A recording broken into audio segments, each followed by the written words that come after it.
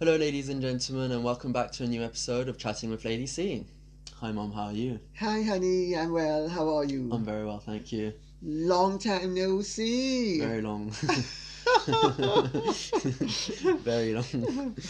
So, previous video was very nice and long, so not too long. We've sort of reduced it a bit, but it was a very interesting discussion, so it did drag out. I feel we've understood that we're trying to get them a little bit shorter, but Mum's got quite a lot of interesting comments to go on the questions, so it will drag out sometimes, but we're trying our best to keep it in a good range. The thing is, if we're having a conversation, Yes. you can't be like a machine gun. Yes, yes, exactly. It's uncivilized. And you want to get every point in there. Well, that's the thing.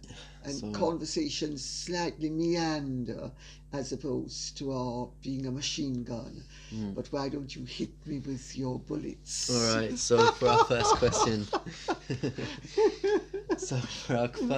Today, do you think Rule Britannia and Land of Hope and Glory should be banned from the last night of the proms?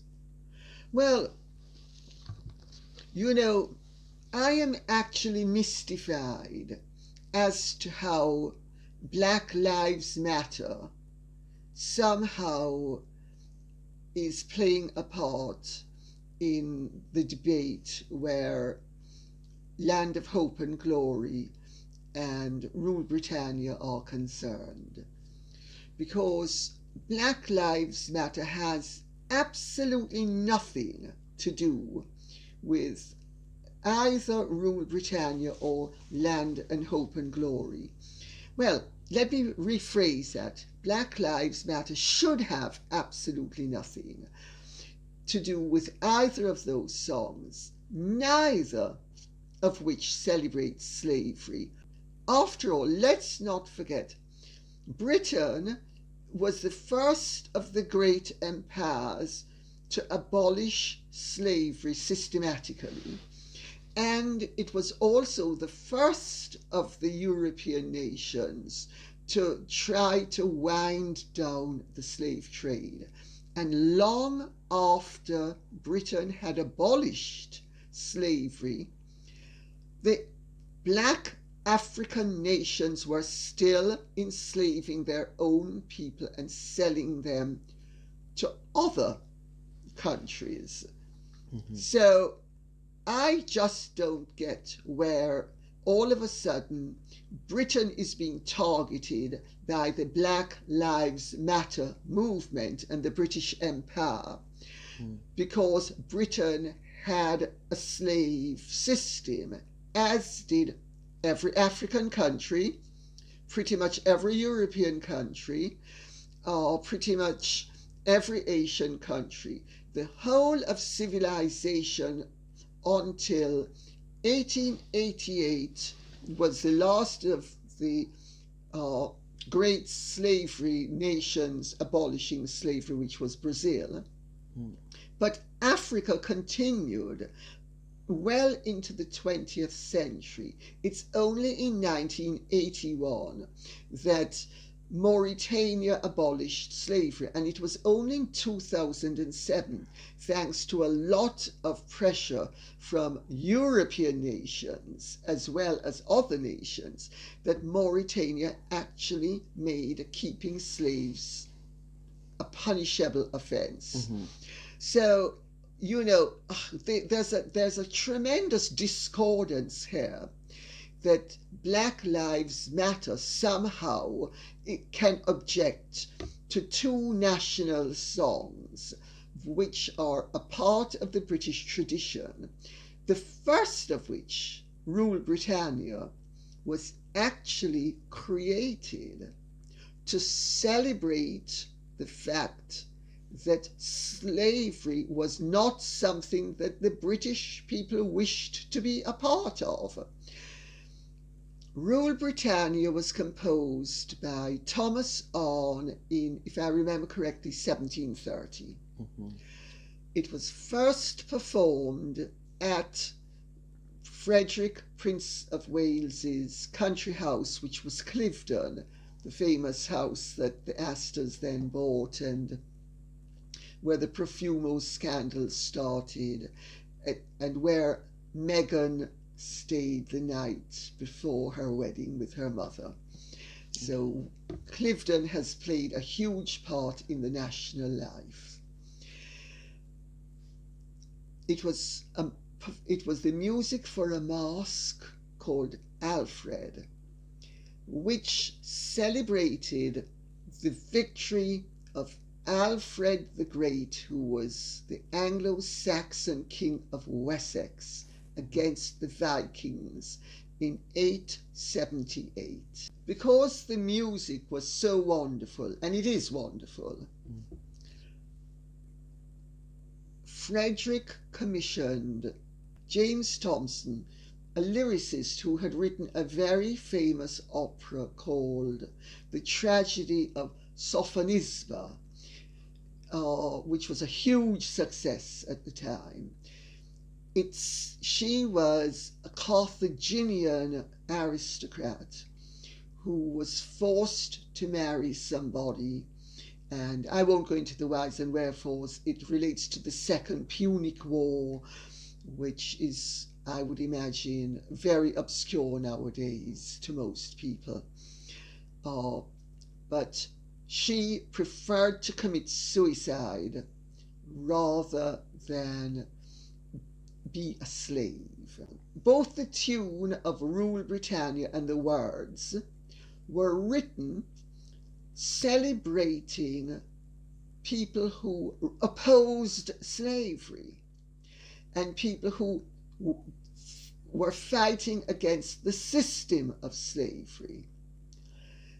How this has been spun by the trendy ignoramuses who are busy finding fault with everything and at every single turn shooting off their ignorant mouths and saying, "Oh, I see prejudice everywhere," when in fact it's the absolute opposite, because Alfred the Great's victory over the Vikings was what prevented the British people from being taken into slavery by the Vikings. In those days, the conquering army enslaved the vanquished. Mm-hmm. And that song celebrates as well. The British are proud to oppose being enslaved. By the time the song was written, there was already a movement in this country to question the validity of slavery generally. But let's not forget that slavery was a part of every single civilized country on earth pretty much at that time. Why is Britain, which actually spearheaded a lot of the anti-slavery movement, being pilloried for celebrating the fact that they at one stage had slaves? African slaves, yes, but the Africans had African slaves. Why isn't Black Lives Matter attacking the Africans who had African slaves? Why aren't they attacking the Mauritanians? Why are they attacking us for Rule Britannia, which has nothing to do whatsoever with African slavery? That's the first thing. Land of Hope and Glory was commissioned to celebrate the coronation of King Edward VII. It was not called Land and Hope and Glory. It was Pomp and Circumstance March No. 1, which is still what it is. The king liked Pomp and Circumstance March so much that he suggested that they get Arthur Benson, the lyricist, to come up with words for his coronation. The king then got appendicitis and the coronation did not take place when it was supposed to. It was postponed. The march was performed in the Proms in 1901, which is when King Edward VII acceded to the throne. Again, it has nothing whatsoever to do with slavery, and certainly nothing to do with British people enslaving black people. So how the BBC, and I will read this because a BBC source told the Times that the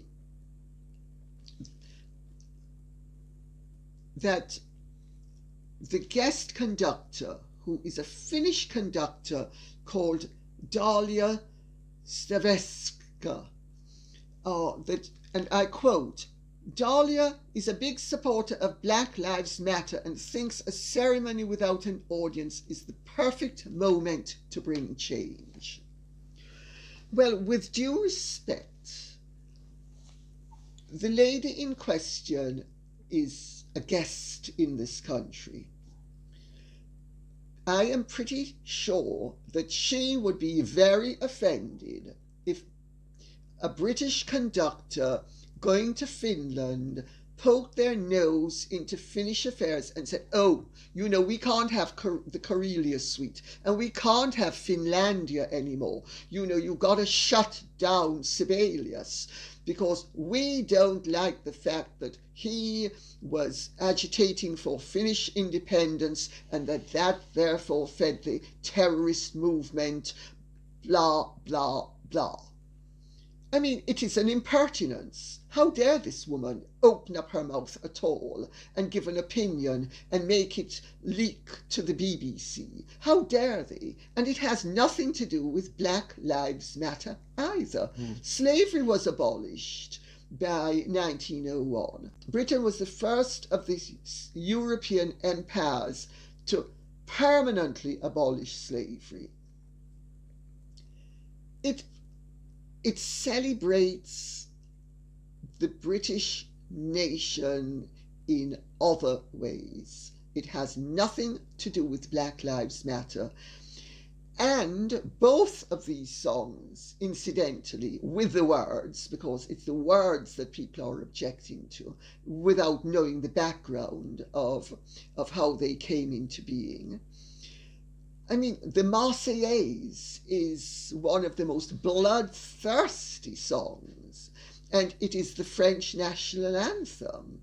It speaks about effectively tearing people apart. There are a whole list of very popular songs that all nations, the Hungarian national anthem. I mean, the list is endless. Various American songs that celebrate various occasions where violence is not only espoused, but is advocated. But their Black Lives Matter is focusing on Land of Hope and Glory, which simply celebrates the fact that at the time the British Empire was in existence, and the British Empire was a force for good in many ways. It gave the world a great language. It gave the world the concept of democracy and parliamentary government, all of which has been adopted throughout the world.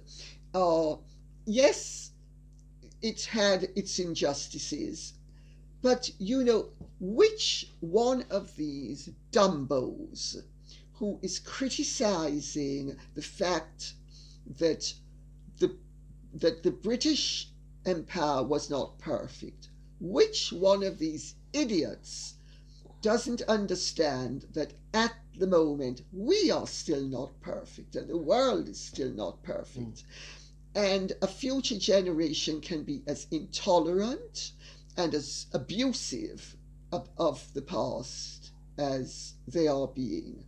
And I think it is really offensive to try to rewrite history and to do it worse on a lie. It's bad enough to rewrite history using the truth, but to rewrite history on the basis of fallacies is just insanity. You know, people need to embrace the fact that we live in one of the most wonderful countries on earth at the moment, where more people have a greater way of life than they have ever had in the history of humanity. Yes, there are imperfections, but we have done and continue to do something right. And all civilized people should be celebrating our successes and working towards greater improvement instead of having opportunistic ignoramuses jumping on the political bandwagon, beating really very stupid drums with a whole load of lies that go towards undermining the fabric of society, and if they prevail, will mean that a lot of our prosperity will disappear along with our freedoms. We have fought long and hard as a society to achieve the freedoms that we have. And you have all sorts of people coming up saying, oh, you've got to erase that, you've got to deny the other. Why? First of all, even if it was imperfect, it happened. It happened. You don't have to celebrate it, but you should acknowledge it. But we should be celebrating the fruit of everybody's labor. And you know, this nonsense about the fact that our slavery took place in Britain and the British Empire. I'm sorry, the Africans sold their own kind into slavery to the British, and the Africans continue to sell their own kind into slavery and to enslave their own kind long after the British abolished slavery. And the King of Benin and various other African leaders actually sent over delegations to Parliament to prevent Parliament in 1833 from abolishing slavery. I think everybody needs to understand that that is the reality of life and cut out this nonsense. I think Rule Britannia and Land of Hope and Glory are wonderful pieces of music. They do not celebrate any of the nonsense that people are saying in terms of slavery and Black Lives Matter. And therefore, I think we should continue to sing them proudly. They are rousing, they are wonderful pieces of music, they are inspiring, and people all over the world tune in for the last night of the proms. People in Australia, New Zealand, South Africa, Zambia, America, the various South American countries, Japan, Malaysia, Indonesia, they have parties where people tune in at the most inhospitable time for them to have last night of the proms parties. You see, in previous years, you've seen, people with European flags, African flags, waving their flags as they sing along. There is nothing wrong with singing a song that celebrates the fact that the British people celebrated conquering an enemy who wanted to take them into slavery. How the heck does that become something offensive, except in the sick mind of ignoramuses or very cynical, nasty, unscrupulous people who are jumping for their own political advantage or their own professional advantage, but they are crass opportunists jumping on the bandwagon and trying to erase our history and censor us when there is no justice for doing it. I say, long live land of hope and glory and rule Britannia. And I rest my case there. As you can see, I feel very strongly about it. And they're wonderful pieces of music as well. Yes, they are. You know? So, any other questions, honey? Yes, we've got one question. No, I like that discussion. You did? Yes, I did. I think it gets to the point. So yeah, I see what your point of view, and I agree with it. And England and America have two different ways of living, and people just have to retrace back their history and actually understand where it originally came from. But also, these movements are trying to rewrite everybody's history, not only our history, but America's history. They could rewrite it, but generation like me is still here that's listening to the older generation. So even if they try and erase it, like you were saying they're trying to do, we're still here, and we're going to be like, well, no, I'm sorry, that's wrong, that's not what happened. But if they succeed, yes, they could. Successive generations. There's already been countries that have sort of succeeded to get rid of their history. Well, look at Russia. Abominating it and getting rid of it, and just started on what's present and now into the future. Yeah. And they could hopefully do it again, get rid of that history, because they're like, oh, we didn't like that, and start it over again. I mean, Russia, France, you went to school in France. Yes. I mean, I recall that you children would say things and I would say to you, no, yes, blah, I blah, was blah. saying that to who the other day? Exactly, had the same discussion. Yes, I would say something about my history lesson, and you would come up and be like, no, that's not what happened, this is what happened. So I'm listening to my mum saying, so my French school is telling me the wrong history about their own country. Yes. And then yes. I think Mark was also here this evening, and he was like, no, I think it was with Mark, actually. It was Mark, because Mark is the most interesting person I know.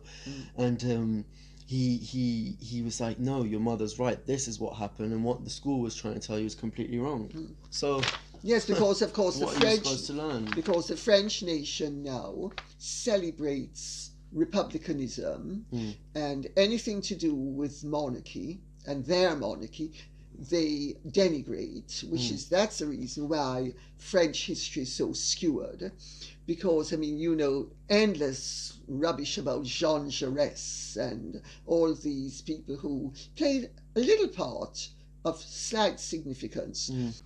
If you go along with what the French are trying to tell people now, it's that France is a great republic, always was a great republic, and republicanism is what made France great. No. France was actually the greatest nation on earth under the monarchy, and it's never been the greatest nation on earth as a republic. Well, listen to this, saying that. Every year, one of my friends say to me, oh, this president's terrible. I was like, you said that for the president before? The president before that? The president before that? I'm like, so every year you're telling me that your presidents are getting worse and worse and worse and worse. That's the understanding of the French Republic. Well, but they have rewritten their history. The Russians, they rewrote their history as well. There's a wonderful book that Svetlana Golitsyn gave me by Prince Sergei Golitsyn, about who was one of the Golitsyn princes who remained in Russia after the revolution. And he's written this wonderful book about how Russia erased its history. And to an extent it did, but they tried to pick it up back now since the downfall of communism. But you know, most of the country houses throughout the Russian Empire were destroyed by the communists. We had this discussion also the other day. So there's, for instance, Ostankino, which was the Sheremetyev house. It still exists. There are 1 or 2, but most of them don't. All gone. Yeah, you know, so even though they're trying to pick up back and teach people some of what happened in the past, they have just wiped out with their doctrinaire nonsense a whole layer of their culture. The Chinese did the same thing under the Cultural Revolution. Are we in the West going to allow neo-Puritans who have no appreciation of civilization or culture to shrink everybody's experience of life and history to their tiny, prejudiced, anti-practically everything way of thought. You know, I mean, these people are just, if they prevail, they will have achieved what under the Commonwealth between 1649 and 1660 the Puritan regime under Oliver Cromwell succeeded in doing, because they destroyed England's way of life. You couldn't even celebrate Christmas if you didn't believe in their version of God and dress in a certain way. You could easily be burnt at the stake. Is this what we really want? Because this is what political correctness is not about. Freedom. It is about oppression. It is not about free speech. It is about censorship. It is not about celebrating life in all its richness, including the mistakes of the past. It is a narrow, doctrinaire take on civilization that, if they have their way, they will create a world of such narrowness that we as a civilization will be expunged. And it's not the first time it's happened. The early Christians did it with the classical world, so that a good 90 to 95% of knowledge was lost and destroyed by the early Christians, who were as intolerant as the fundamentalist Muslims are now, and as the politically correct lobby is shaping up to be. It's just a matter of time before, if they prevail, that we will find ourselves living in a theocracy, but God is not the deity. It is political correctness. I don't think this is a world I would want to live in, and I hope it's a world that you never get to live in, because it is going to make life awful. So next question, honey. Nice. So yes, for our next question, I was very surprised to hear Professor Kate Williams defending Meghan Markle and stating that she was a victim of racism. Please comment on this. Well, there are one or two historians, and Kate Williams is one, who have made a name for themselves recently. I have some respect for some of what she's done, but I'm also aware of the fact that she is, to a large extent, an academic on the outside looking into a world that she doesn't always understand, and doesn't always understand the nuances of. And I would beg to differ. But she's not the only, academic or person who sort of regards themselves as liberal, if not woke, who has a good name and who is a part of the literary world, because she's written several books. Hilary Mantel is another one who was beating the racism drum on behalf of Meghan. It's utter rubbish. These people are chatting absolute rubbish. Before they open up their mouths and speak utter rubbish, they should actually consider that, they're playing to the gallery in a way that is not only destructive, to the national interest, but it is also destructive to their reputations. Hilary Mantel has written some very good books on Thomas Cromwell, who, ironically enough, I think is the great or great great uncle of Oliver Cromwell. Thomas Cromwell being, to those who don't know, really Henry VIII's eminence grise, for instance, to put it that way. And I mean, okay, everybody can make a mistake, and looking at it superficially and, you know, going off the trendy lefty version of events, there was a case in the early days for the fact that maybe some of the criticism against Meghan was racist. If you had failed to consider the fact that she had gone from being one of the most popular people in England to one of the most unpopular in a relatively short space of time, and therefore really they should have actually thought, well, hang on a second, where were all of these racists when she was so popular? But they didn't think like that. You know, also, I get where they're coming from. You know, they are women who are feministic and, you know, are sort of beating the relatively liberal and woke drum. Well, I'm older than them, and I used to be liberal, and I would now say I am a liberal conservative, or a conservationist who believes in socialized capitalism, however you want to put it. I mean, they are occupying a position that I and people like me occupied 40 years ago. But the world has changed, and they're not completely up to scratch with what's going on. And I think that's the reason why. I think if Kate Williams were invited to substantiate her opinion with fact, she would struggle at this point, and she might even backtrack.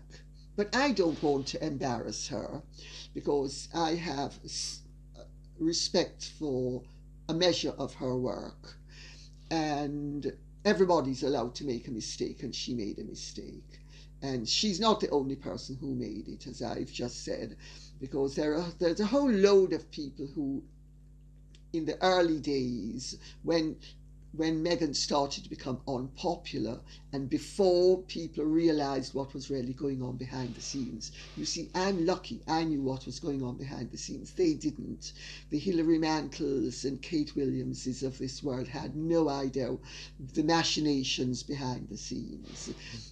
So I think it was easy for them to make the mistake. And I think on that note, I should say thank you very much. I hope you have enjoyed this video. Please keep the comments and the questions coming in, and let us know what else you'd like. I fear I'm going to have to do something on that other book. I've had so many comments about it that I am going to have to do something on it. So that will be our next video. Nice. Thank you, everybody, and we hope you enjoyed this episode. If you do enjoy the episodes, click the subscribe button and the like button and show your friends, and keep it going, and we can do more videos for you. Thank you. Bye-bye.